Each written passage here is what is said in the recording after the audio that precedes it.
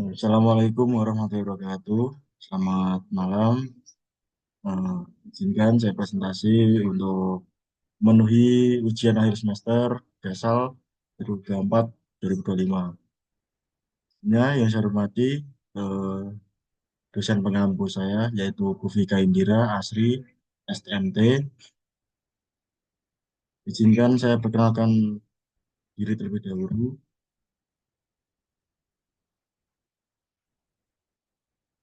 Perkenalkan, nama saya Magung Dwi Julianto dengan NIM 202157016.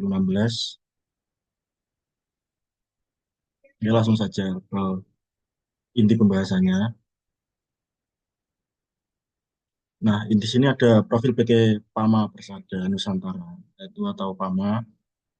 Itu adalah perusahaan yang bergerak di dalam bisnis mining dan air moving kontraktor. Ya.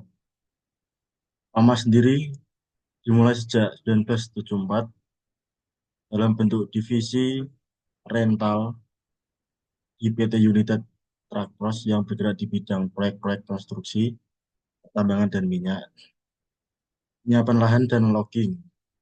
Pada tahun 1993, divisi ini berubah menjadi sebuah perusahaan mandiri bernama PT Pama Persada Nusantara. Nah, untuk fasilitas pelayanan dan tata ruang pelayanan itu sendiri di Pama memiliki fasilitas pelayanan dan tata ruang itu menunjukkan beberapa hal yang perlu diperhatikan untuk fasilitasnya sendiri.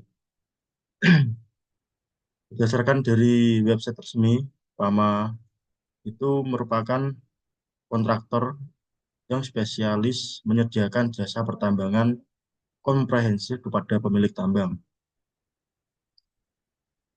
Nah, PT Pama itu menawarkan layanan pertambangan di seluruh tahap produksi dan ekspansi mulai dari desain tambang, eksplorasi, ekstraksi, hauling, berging, dan pengangkutan komoditas. Nah, keunggulannya itu ada beberapa. Itu mencakup operasi penambangan, yaitu pengeboran dan peledakan, pemindahan lapisan penutup, penggalian batu bara, penghancuran batu bara, pengangkutan, dan pengiriman batu bara. Selanjutnya ada persiapan infrastruktur, terus selanjutnya reklamasi dan penanaman kembali lahan bekas tambang. Selanjutnya ada eksplorasi. Jadi untuk PT Pama itu dari awal melayani yaitu perencanaan, terus akomodasi, melayani dari perencanaan sampai tahap-tahap prosesnya, persiapannya sampai selesai.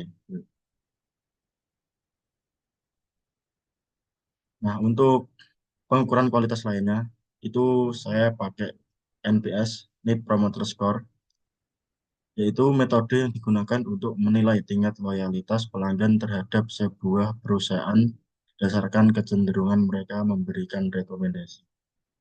Nah, untuk mengukur loyalitas pelanggan, NPS hanya memerlukan satu pertanyaan utama. Seberapa besar kemungkinan Anda untuk merekomendasikan produk atau layanan ini kepada orang lain? Nah, itu eh, dengan skala penilaian 0 sampai 10. Untuk pengukuran kualitas lainnya, di sini bisa dilihat pada tabel ya. Skala promoter itu pelanggan dengan skor 9 sampai 10. Nah, kelompok ini sangat loyal dan cenderung terus menggunakan produk atau layanan perusahaan. Untuk skala yang pasif itu pelanggan dengan skor 7 sampai 8. Mereka bersifat netral dan dapat dengan mudah berpindah ke produk atau layanan lain jika dianggap lebih baik. Yang berikutnya ada detraktor. Itu pelanggan dengan skor 0 sampai dengan 6.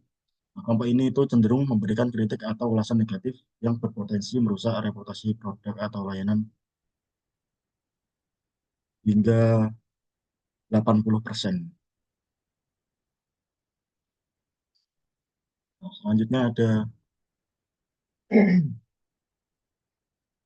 nah ini ada rumus NPS, yaitu sama dengan berapa persen promoter dikurangi berapa persen detraktor.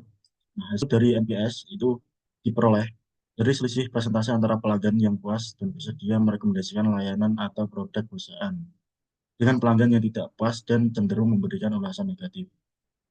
Nilai NPS dapat berkisar dari kurang dari 100 hingga lebih dari 100.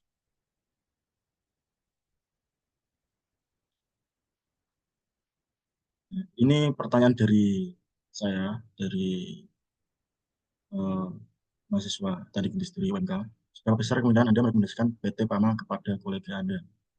Skala penilaian ini dimulai dari 0, yang berarti sangat tidak mungkin, hingga 10, yang terdiri sangat mungkin. NPS dihitung dengan mengurangi persentase detraktor dari presentasi promotor. Nah, di sini saya masukkan rumus tersebut. Eh, ada 62%, 62,8% kurangi 28,6%, yaitu sama dengan 34,2% hasilnya. Nah, untuk pembahasannya, hasilnya itu dari hasil perhitungan NPS tadi, di PT Pama memperoleh skor sebesar 34,2%. Nah, nilai ini itu menunjukkan bahwa loyalitas pelanggan berada pada tingkat yang cukup baik dengan lebih banyak pelanggan yang cenderung merekomendasikan layanan di PT Pama dibandingkan yang tidak puas. Dari hasil perhitungan NPS tersebut itu 34,2%, itu termasuk dalam kategori needs improvement itu atau perlu perbaikan yang menandakan adanya ruang untuk meningkatkan kepuasan pelanggan. Sedangkan 28,6% pelanggan merasa kurang puas, 8,6% pelanggan tergolong pasif. Jadi PT Pama itu perlu fokus ya, perlu fokus meningkatkan kualitas layanan untuk mengurangi jumlah detraktor dan mendorong lebih banyak pelanggan menjadi promotor yang merekomendasikan. Nah, supaya apa? Supaya memperkuat loyalitas dan citra positif perusahaan. Nah, selain itu ada budaya yang diterapkan di PT Pama, yaitu memiliki budaya yang diimplementasikan dalam aktivitas kerja karyawan. Salah satunya itu ada rasa kekeluargaan yang kuat, terus selain rasa kekeluargaan itu, karyawan PT Pama didampingi oleh atasan yang memperhatikan dan membantu pengembangan diri karyawan untuk memiliki nilai-nilai karakter yang disebut champion spirit character. Itu ada ilmiah, bertanggung jawab, tangkas, integritas, dewasa, gigih, dan keberanian.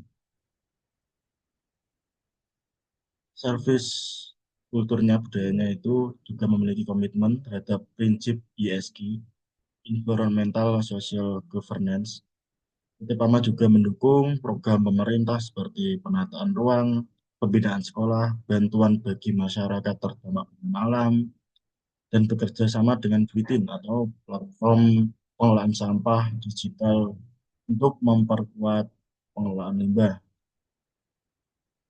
Nah, mungkin itu yang bisa saya sampaikan pada malam ini. Terima kasih atas waktunya. Apabila ada salah kata atau salah ucapan, mohon dimaafkan. Wabillahi taufiq wal hidayah. Assalamualaikum warahmatullahi wabarakatuh.